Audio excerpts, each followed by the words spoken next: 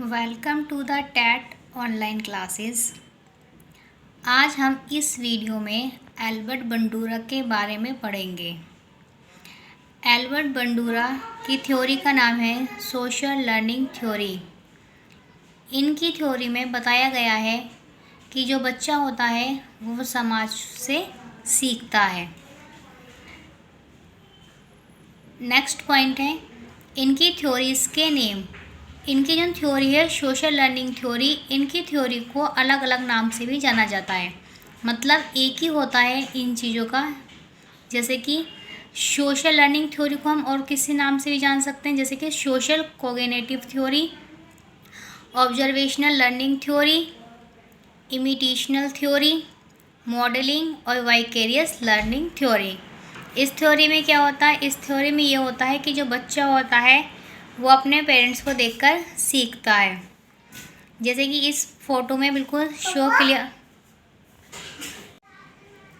इनकी थ्योरी को, जो एल्बर्ट बंडूरा की थ्योरी है, इनकी थ्योरी को अलग अलग नाम से भी जाना जाता है। जैसे कि social learning theory, social cognitive theory, observational learning theory, imitational theory, modelling, vicarious learning theory.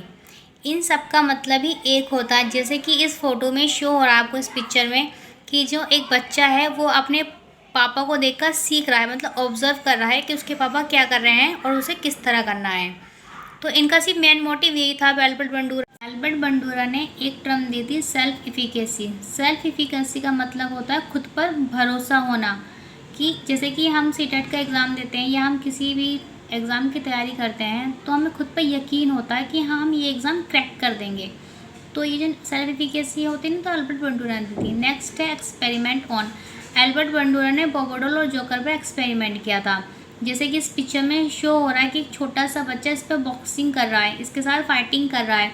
तो इस बच्चे ने कहीं देखा होगा, कहीं ऑब्जर्व किया होगा या पिक्चर में देखा होगा टीवी पर कि फाइटिंग करते हुए किसी को, तो वो बच्चा सेम इस चीज़ पर, इस बोगोडल पर अप्लाई कर रहा है। नेक्स्ट है 4 स्टेप्स। बंडूरा ने 4 स्टेप्स दिए थे: अटेंशन, रिटेंशन, रिप्रोडक्शन और मोटिवेशन। अब इनका मतलब क्या होता है? अटेंशन का मतलब होता है ध्यान देना।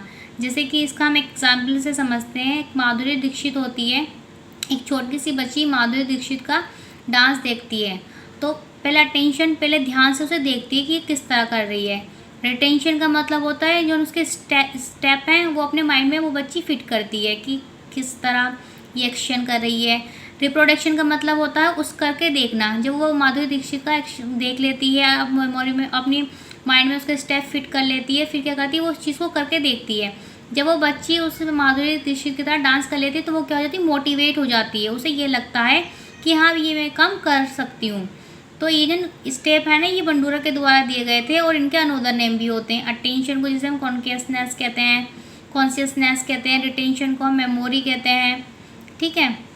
अब नेक्स्ट आता है हमारा रेसिप्रोकल डिटर्मिनिज्म। इनका मतलब क्या होता है? रेसिप्रोकल डिटर्मिनिज्म का मतलब कि ये तीनों चीज़ें हैं ना, बिहेवियर, इन्वायरमेंट और पर्सनल फैक्टर, ये आपस में क्या है, इंटरकनेक्टेड है तीनों के तीनों। कहने का मतलब ये है जैसा हमारा इन्वायरमेंट होगा वैसे ही हमारा बिहेव होगा और वैसे ही हमारे पर्सनल फैक्टर होंगे।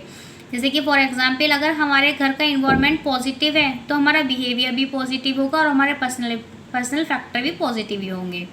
तो ये थी एल्बर्ट बंडूरा की theory. Thank you for watching my video.